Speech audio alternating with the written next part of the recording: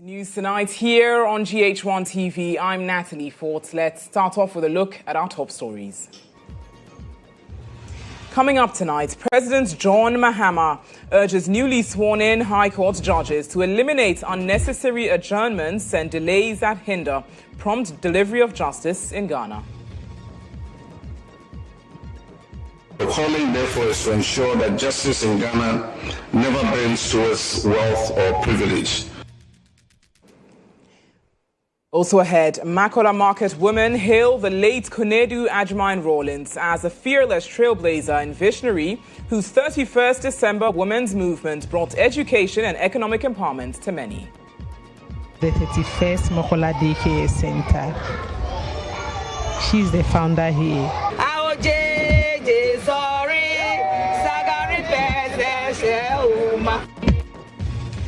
Former First Lady embodied values of equality, tolerance and inclusivity. Words of Foreign Affairs Minister as he leads diplomatic community to honor Nana Konedu GHOne Rawlings. Founder of the 31st December Women's Movement, Her Excellency Nana Konedu GHOne Rawlings, a mother who embodied all of these values and principles we have been discussing today. Also ahead tonight, we bring you more tributes as former President Akufo-Addo, the NPP, NDC and MPs commiserate with the family. JA Plant Pool denies Attorney General's $2 million overpayment claim in District Roads Improvement Program. We have investigated and we have the evidence. So if they are making that claim, we'll come out with the truth. What I said, I stand by what I said. Ahead in business, GNPC reaffirms commitments to achieving operatorship, a key step in Ghana's energy independence journey.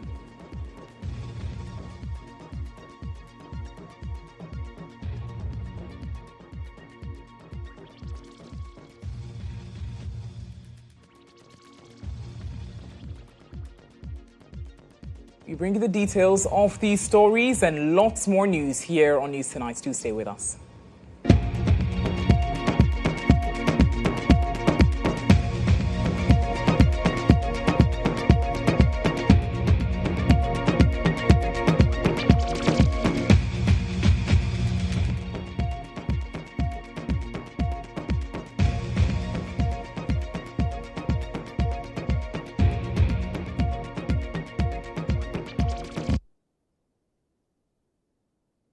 We bring you the details now here on News Tonight. You can watch this bulletin live on Facebook and X at GHOne TV. Let's get started on issues of justice delivery. President John Dramani Mahama has urged newly sworn-in High Court justices to help eliminate the practice of unnecessary adjournments and delays that continue to hinder the prompt delivery of justice in Ghana. During the swearing-in ceremony of 37 High Court judges at the presidency, he stated that justice must never favor wealth or privilege, but remain grounded in truth and fairness. He further stressed that Ghana's true greatness is reflected in how the nation treats its most vulnerable citizens. The measure of our national greatness lies in how we treat our weakest citizens. Your calling, therefore, is to ensure that justice in Ghana never bends towards wealth or privilege, but towards truth and fairness. Justice thrives when the bench and the bar act not as adversaries, but as partners in the pursuit of the truth. I urge members of the bar to honor their duty as officers of the court, to assist the bench, not frustrate it, to seek justice, not merely score victory. Let us end the culture of needless adjournments and delays. Let us embrace efficiency and digital transformation of our courts. For as the saying goes, when lawyers play with time, justice becomes a casualty. Let the High Court be both the temple of the law and the house of humanity. Behind every writ and affidavit is a human story of loss of hope, of survival, a dismissed teacher, a family displaced, a young person wrongfully accused. In each of these cases, the judge is the final line between despair and dignity. Meanwhile, President Mahama also called on the new justices to ensure that every citizen appearing before them trusts that their case depends solely on the evidence and the law rather than on influence or personal connections. He added that government is reforming court processes, modernizing judicial infrastructure and expanding e-justice platforms to improve speed, transparency and access to justice. We're reforming the court processes, modernizing judicial infrastructure, and expanding e-justice platforms to improve speed, transparency, and access. But no reform can succeed without values. Fairness, integrity, and humility must remain the lifeblood of our justice system. For justice is both a system and a spirit, and without the spirit, the system loses its soul. Judicial power is unique. It commands no army, it levies no taxes, and yet its word can free the innocent, restrain the powerful, and even correct the state itself. And that is why integrity is not an ornament of your office, it is its very foundation. The law confers authority, but only integrity confers legitimacy. Across Ghana, our elders say, when the chief's judgment is fair, peace reigns in the village. And likewise, when the judge's decisions are fair, confidence reigns in the republic.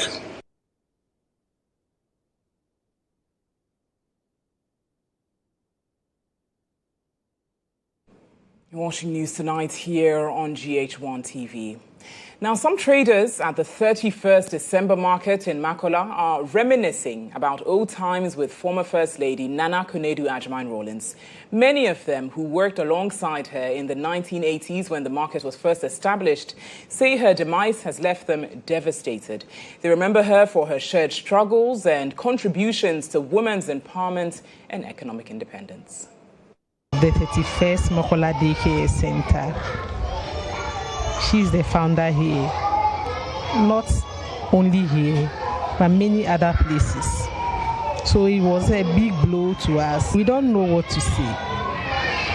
And we don't know what happened.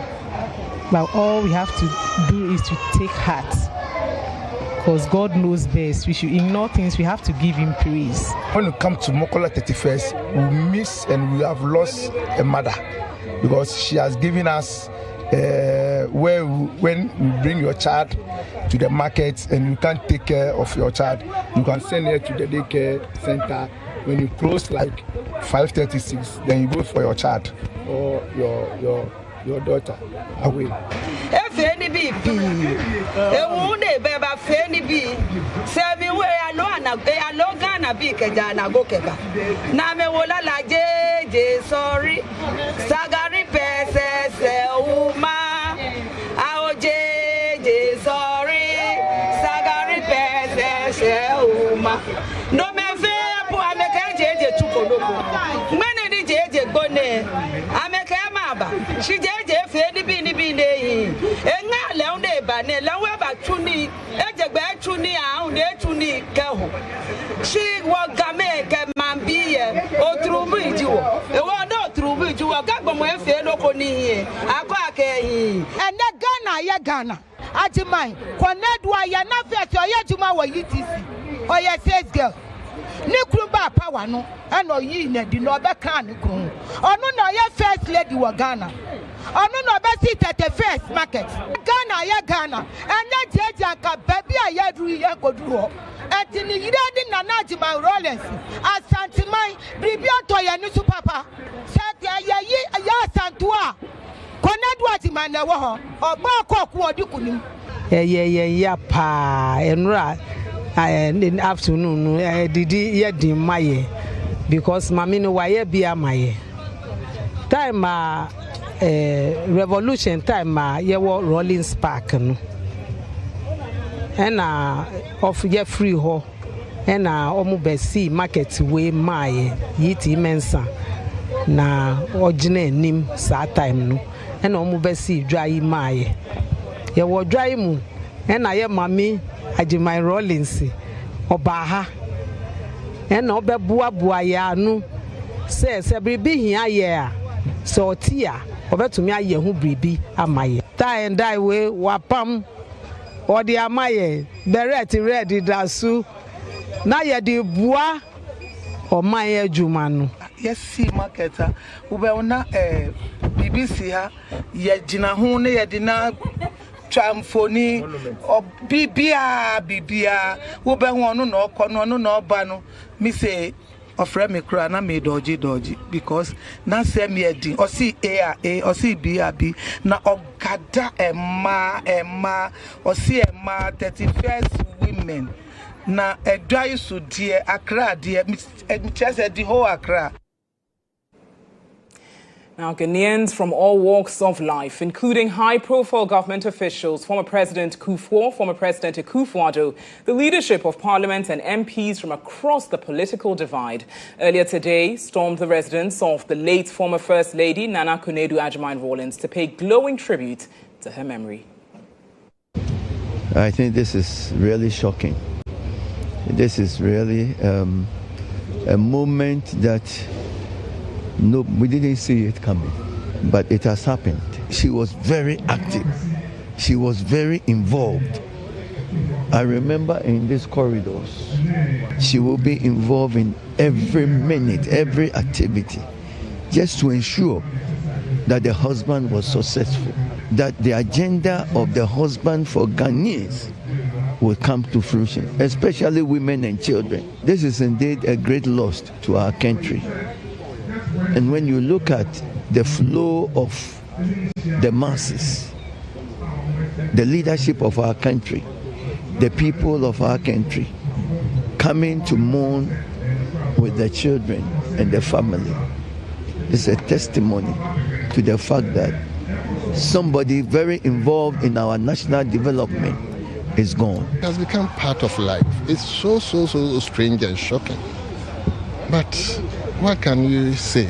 You only have to pray for her soul. That is a big loss to this country. If you talk about women's rights in Ghana, you cannot leave out the record of Her Excellency Nana Akufo-Addo Rawlings. During the time that she was the First Lady under the PNDC, she was the one who championed the interstate succession law, which is the law that regulates the distribution of property upon the death intestate of, a spouse.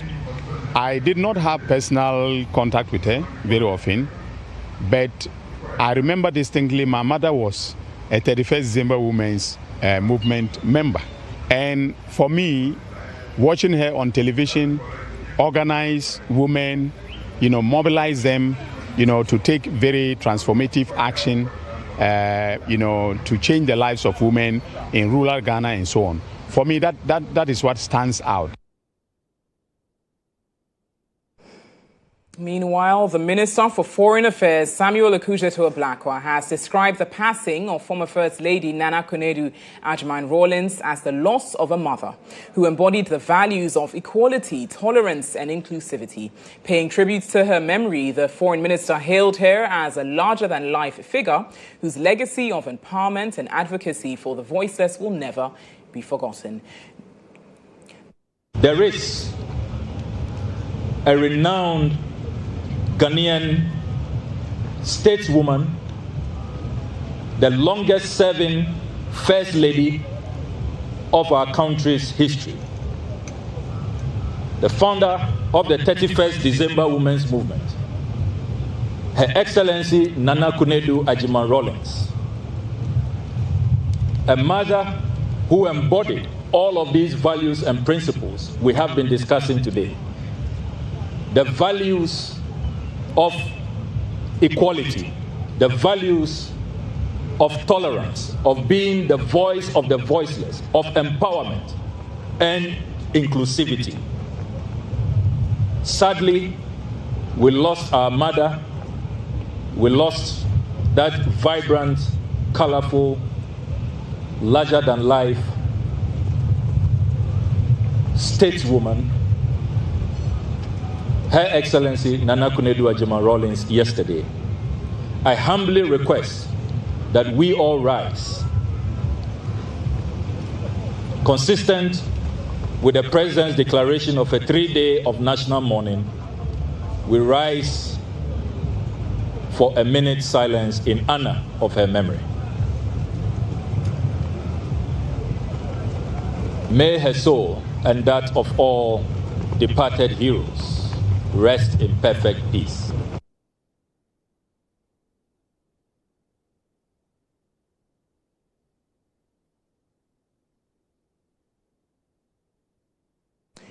The foreign minister spoke and held the minute of silence for Ghana's longest-serving First Lady during a flag-hoisting ceremony to mark 80 years of the United Nations here in Ghana. You're watching News Tonight here on GHOne TV. Let's turn to some other stories. Now. Still on Ghanaians from all walks of life honoring the legacy of the former First Lady, the longest-serving First Lady.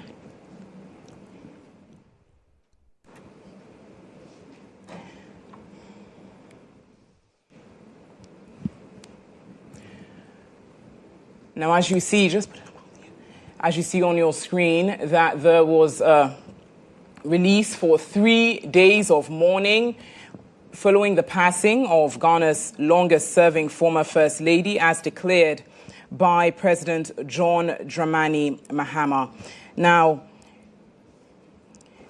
there's been a declaration of 3-day mourning, national mourning, from today to Sunday, October 26, 2025. And during this period, all national flags are to be flown at half-mast across public buildings, diplomatic missions and government installations, both within Ghana and abroad. It's in recognition of her distinguished service to the nation.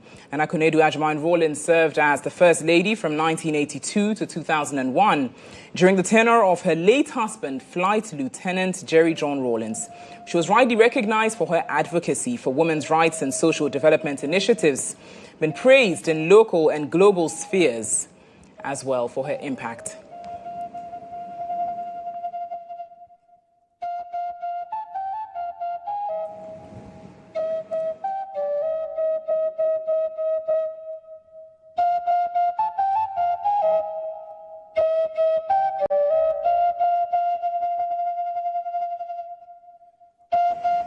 Meanwhile, the family of the late former First Lady Nana Kunedu-Agyeman Rawlings has appealed for privacy as they mourn her passing. Speaking at a brief press conference at her Ridge residence in Accra, the family head, Oheniba Lovelace Prempeh, said details regarding the burial of Ghana's first female presidential candidate will be communicated by the president in due course. Earlier this morning, Her Excellency Nana Kunedu-Agyeman Rawlings felt unwell and was subsequently admitted at the Ridge Hospital. Unfortunately, she passed. His Excellency the President was subsequently informed accordingly, and Utufo Oseotu the Secretary Santini was also informed. His Excellency the President has caused an official statement to be made confirming Nana Kunedu's death. At this stage, the family is obviously in mourning and will crave your indulgence to give us some privacy. All further notices will be relayed by the government.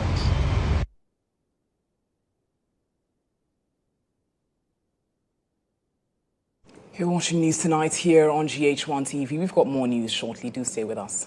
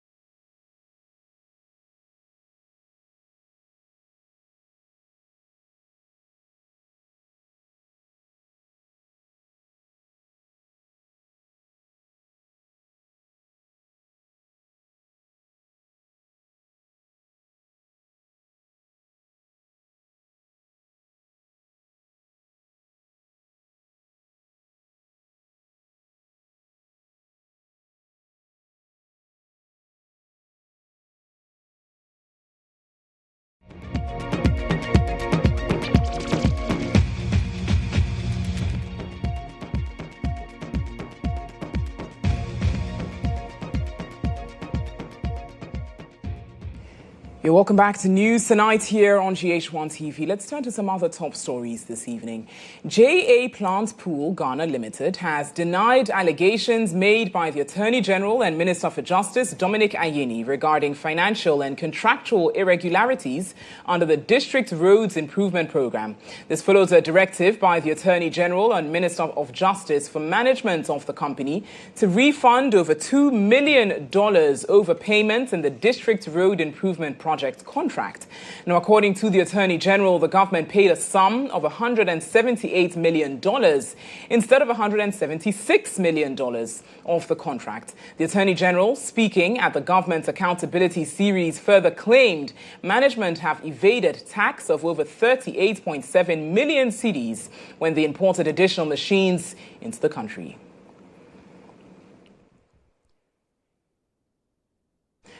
Now, my colleague Abila Azuma has a copy of the statement by JA Plant Pool.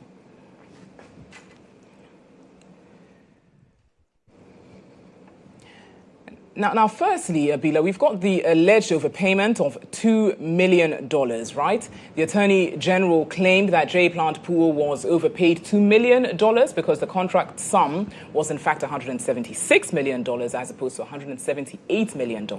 So, first of all, throw some more light on these claims made by the AG. Well, Natalie, GH Pool, from their 4-page document, they were addressing 4 major issues that were raised by the Attorney General. So with the $178 million, what JAPP is responding is that it was actually $178 million and not the $176 million.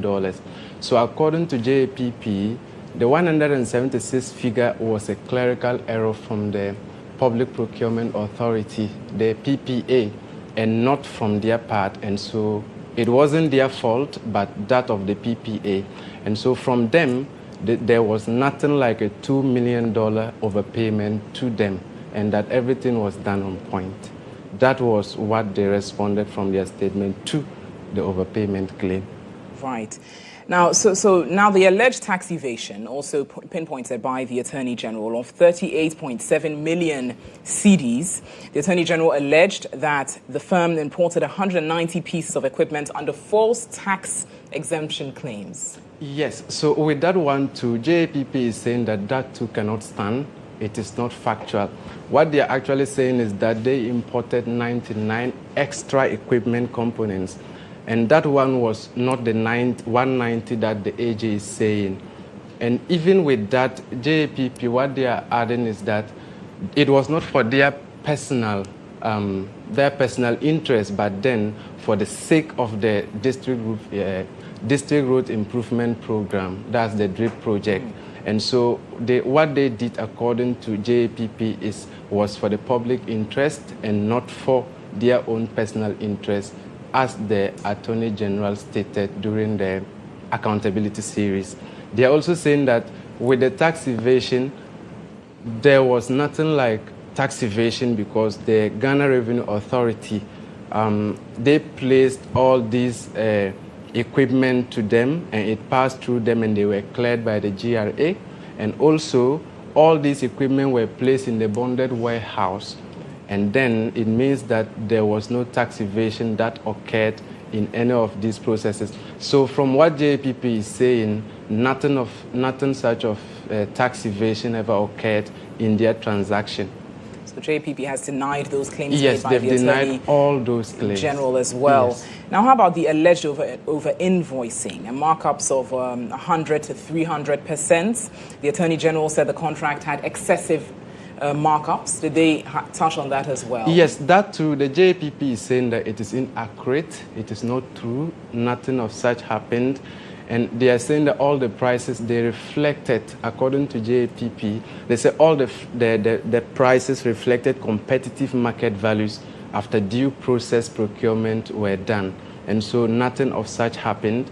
They also added that nothing of not like over-invoicing was experienced in any of the processes, and that all contract prices were vetted and approved by relevant state institutions. So the last 3 ones that we just looked at, the JPP is denying all these claims by the Attorney General. So touching on the value for money analysis as well. Yes. Briefly, what was mentioned in the Yes, statement? so with the value for money, the AG said there's no value for money for the project in 2024. JPP is saying that there was value for money.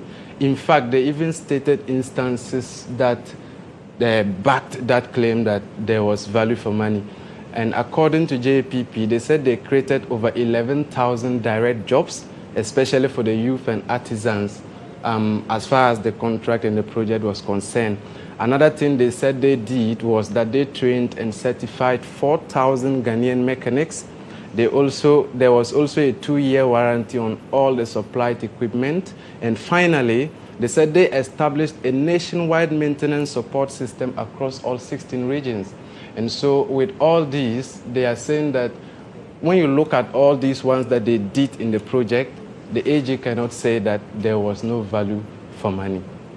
So those are the 4 responses they gave to the 4 claims made by the AG.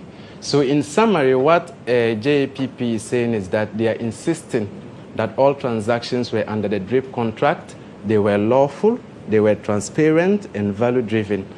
They also added that what the AG is saying, his statements were just based on factual inaccuracies that risk damaging their reputation as a company, a contracting company. Yes, so that is generally what JPP is saying. So in conclusion, in sum, that's essentially what JPP Yes, so in is sum, saying. what they are trying to say is that all the claims that the AG made are not factual and that they did everything with due diligence and that all I's were dotted and all their T's were crossed. Well, Isaac, thank you for running us through that. And we actually engaged with the Attorney General, Dominic Ayeni, for a response to this. He spoke to GHOne TV at the residence of the late Nana Konedu Agyeman Rawlings. At the appropriate time, I will respond. I'll respond. Okay. But they make the case that all your claims are not true about overpayment, tax evasion, and we have investigated and we have the evidence. So if they are making that claim, we'll come out with the truth. What I said, I stand by what I said. All right. And if they want, to challenge it, they can do so. And then if they are not conforming to the demand that I've made, I have the courts to help me to do so.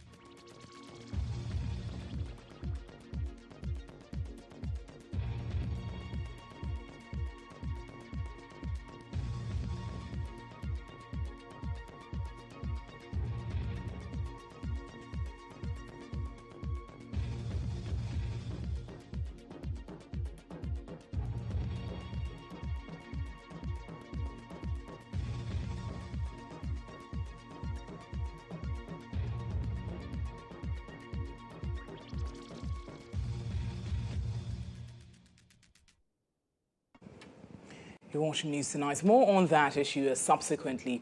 Now, the National Anti-Illegal Mining Operations Secretariat, NIMOS, arrested armed imposters claiming to work under the command of...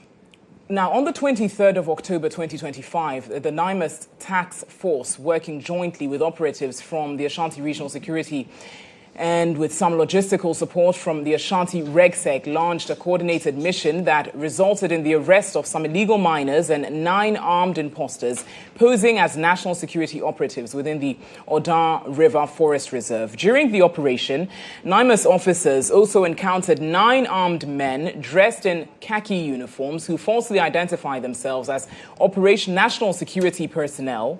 Upon interrogation, the suspects claimed to be acting under the command of a certain Major Jabari. A search of the men uncovered 1 pistol with 3 rounds of ammunition, 1 toy pistol, 1 pump-action shotgun with 3 cartridges, 2 handcuffs, and 8 pouches, all of which were seized as exhibits for further investigation.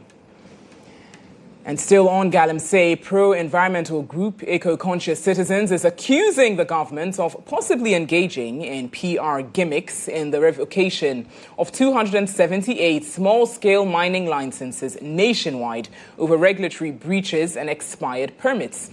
This follows a decision by the ministry in line with the Minerals and Mining Act of 2006 and the Mineral and Mining Regulations Act of 2012. The ministry says the affected operators either failed to meet environmental and safety standards or continued mining beyond their license validity period. According to coordinator for Eco-Conscious Citizens, Sewa Awula, the Lands Ministry might be engaging in PR gimmicks, urging the government to demonstrate its political will. She spoke with my colleague Nadima Umar Uthman. Well, you see, what we need right now is the political will to say that Ghana must come first. So we have to look at what the laws and regulations say. Persons who are in breach are in breach. The licenses have been revoked. Thank you very much. But before you issue any new licenses, you need to ensure that they have done what they need to do before they start mining. A lot of the time, people get mining licenses and they just start mining. But before you start mining, for instance, the EPA has to come in. We need to find out that you have complied with all the steps that you need to comply with before you start digging. We don't have the resources in place to monitor this. So what I'm saying is that it could be, I'm not saying it is, but it could be a PR exercise, revoke licenses of persons who are clearly in breach. But what happens after this? Are we going to issue licenses to other actors? And if we are going to do this, aren't we going to have a repetition of the problem that we are facing if we don't have the mechanism in place to ensure that they do the right thing?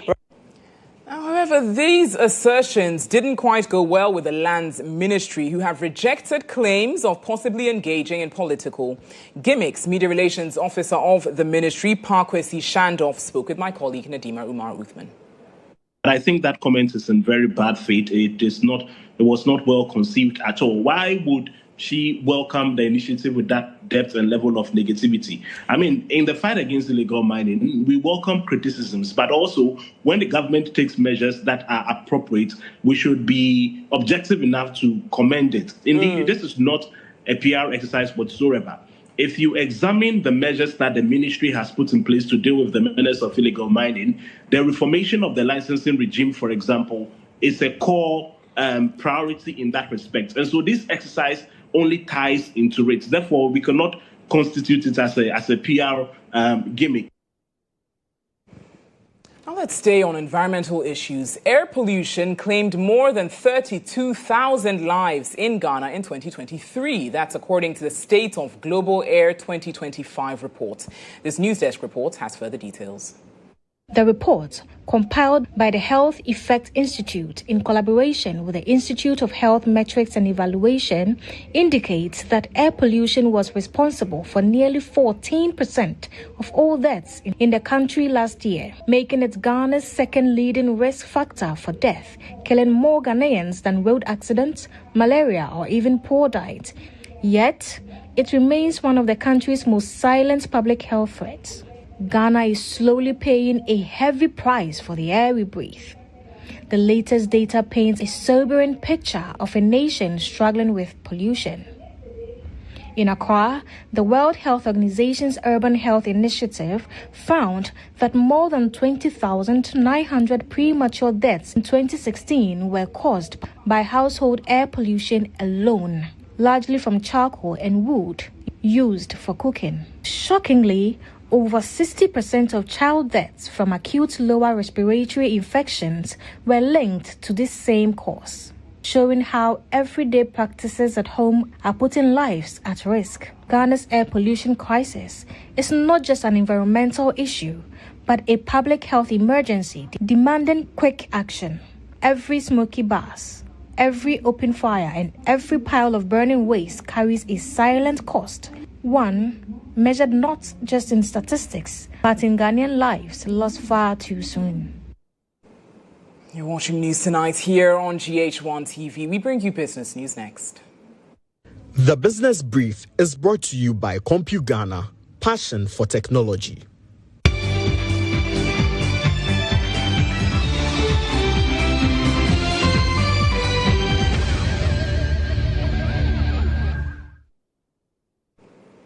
In business tonight, the Ghana National Petroleum Corporation, GNPC, has reaffirmed its commitment to consolidating its efforts towards operatorship, a key step in Ghana's energy independence journey. This was highlighted during the corporation's second annual general meeting held at the Marriott Hotel in Accra. The meeting, attended by officials from the Ministry of Finance and the State Interest and Governance Authority, SIGA, considered and received the corporation's 2024 annual report, which captured both operational and financial highlights for the year under review. Energy and Green Transition Minister, Honorable John Abdullahi Jinapo, commended GNPC for its pivotal role in managing Ghana's petroleum interests and urged the corporation to intensify capacity building to operate oil blocks independently. But I urge you to continue to execute your mandate with diligence while strengthening internal capacity to enable GNPC to eventually independently operate petroleum blocks in the near future. We are faced with the era of what others call energy transition. And so you must also have that at the back of your mind. GNPC Board Chairman Professor Joseph Oteng Ejay said the corporation's 2024 performance demonstrated resilience and focus in advancing its operatorship agenda. GNPC maintained a fairly stable oil production and an increased gas export in line with its mandate to explore, develop, produce and dispose petroleum resources for the benefit of the nation. Meanwhile, Acting Chief Executive Officer GNPC, Mr. Kwame Ntoamwa, reported steady operational progress, highlighting increased gas exports and progress on the Voltarian Basin project. So in terms of performance highlights, the target for our reserves was 707 million barrels of oil equivalent. We've achieved 21.4% as at September, above target. Prospects generation 5, we've generated 5. Drilling and completions, we've drilled and completed 2 development wells in Jubilee and Sankofa, and those are helping us to maintain production. So essentially, we are on the path to arresting the decline. With continued collaboration from the Ministry of Energy, Finance, SIGA, and other partners, GNPC says it remains on course to achieve full operatorship and deliver lasting value to the people of Ghana. We've got lots more business news on our website, starfm.com.gh. That wraps up the business segment for tonight. The Business Brief was brought to you by CompuGhana, passion for technology.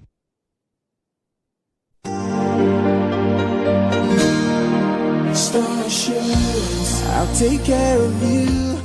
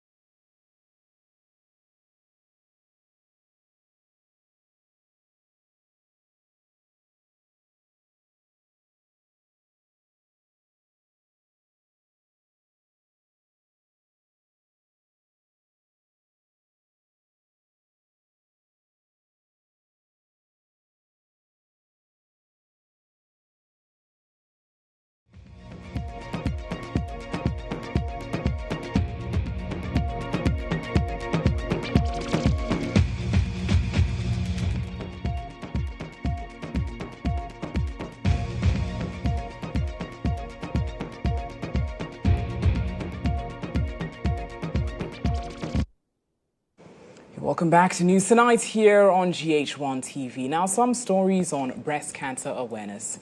Every story is unique and every journey matters. That's the message behind this year's breast cancer awareness campaign. At Medina's Pentecostal Hospital, a group of women leading a quiet revolution, breaking myths, spreading awareness and inspiring early detection.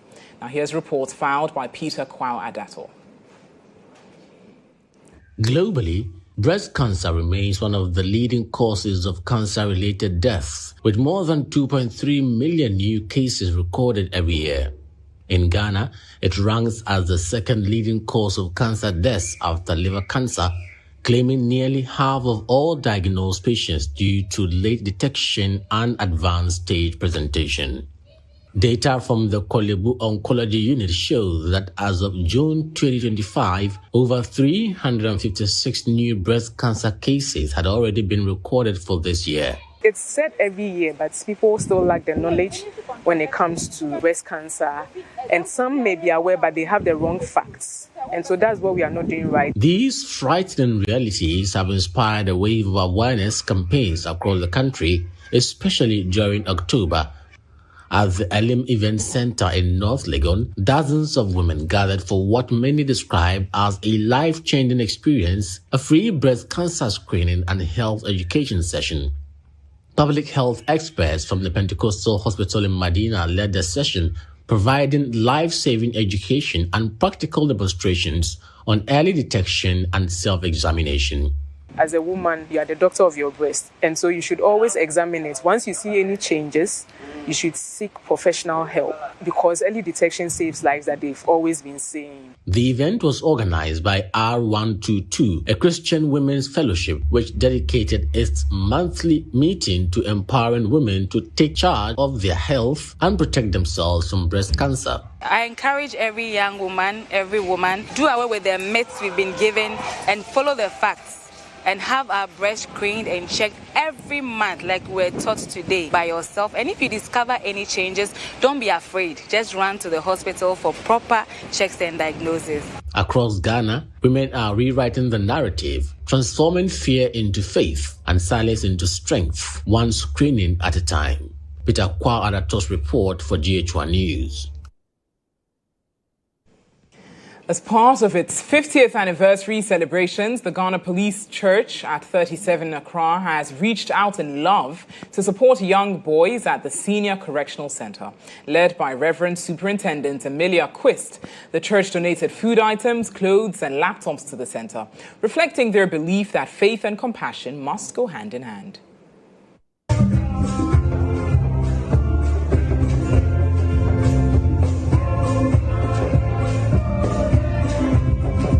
The singing band of the Ghana Police Church 37 Accra marked half a century of service, not with drums and dancing alone, but with an act of kindness.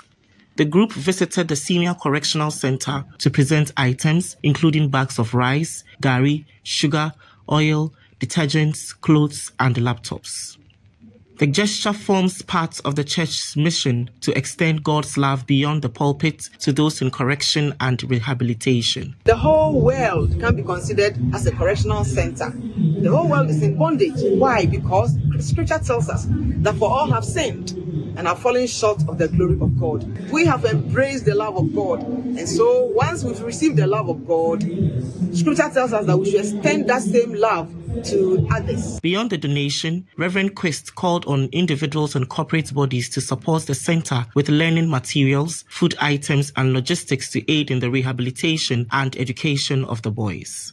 She emphasized that many of the children attend school outside the facility, and the center urgently needs a vehicle to transport them safely. So we are calling on all good people of Ghana and beyond the borders of Ghana to come to the aid of the Correctional Center. Surely the Lord shall bless us when we come to their aid to bless them. The event climaxed with prayers and a short sermon by an associate chaplain, Reverend William Owusu Ekwamwa. For your great love, which you demonstrated whilst we were yet sinners, and for the opportunity to have this fellowship this time. Please send your aid to us, and by the help of your Spirit, let us receive and the doers. From the Senior Correctional Center comes a message of love, hope, and service, a reminder that true ministry begins where faith meets compassion. You're watching News Tonight on GHOne TV. We bring you entertainment news next.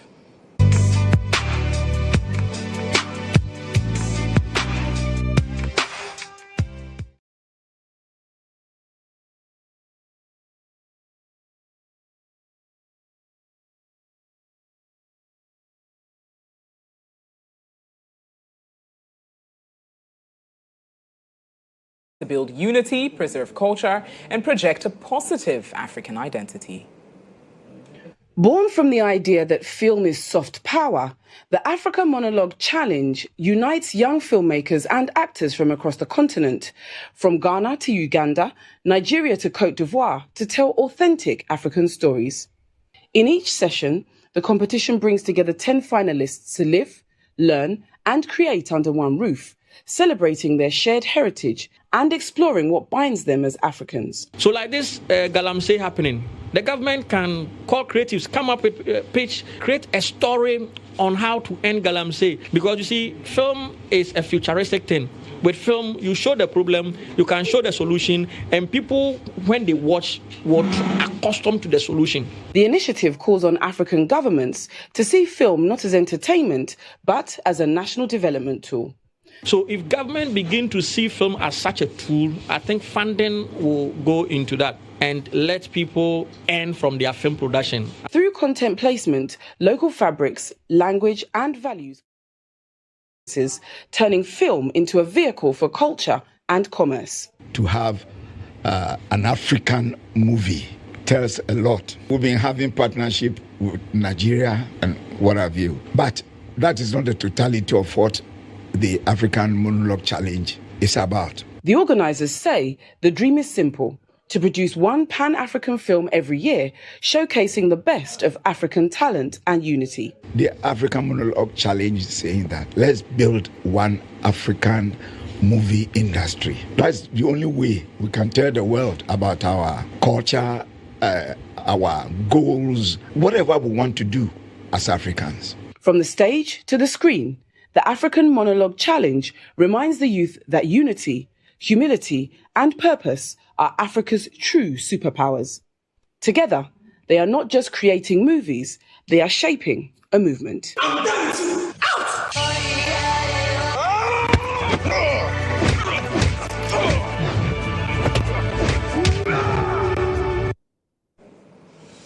Now, from Accra to Kampala, from Lagos to Abidjan, a new wave is rising across Africa's creative landscape. A movement of storytellers determined to redefine the African identity. The African Monologue Challenge is not just a creative competition, but a continental call for unity and collaboration. The Africa Monologue Challenge, an initiative of MK Caston in partnership with the African Chamber of Content Producers, brings together young actors and filmmakers from across the continent to tell Africa's stories the African way. At this point, the question is that who is telling Africa's stories now? Who is branding Africa? That is the reason why Africa Monologue Challenge was birthed, to mobilize Africa's great minds to tell African stories the African way. The challenge, first hosted in Ghana and later in Uganda, aims to build one African movie industry, a united film front capable of shaping global perception. Because, as the saying goes, he who controls the story controls the mind. And unity, they say, is strength.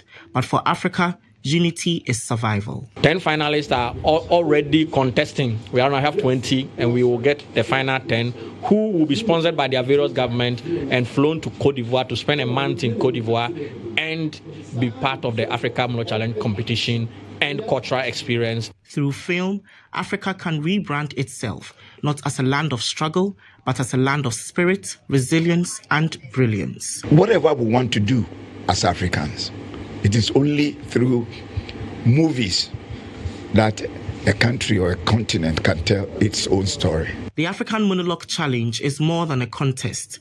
It is a classroom for unity, an awakening for the youth, and a declaration that Africa's future will be written and filmed by Africans themselves. And that's how we wrap up with the entertainment segment here on News Tonight on GH1 TV.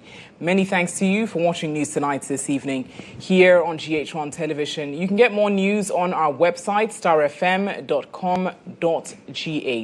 It was produced by Bernice Abubedu Lanza. I'm Natalie Fort. Have a good evening.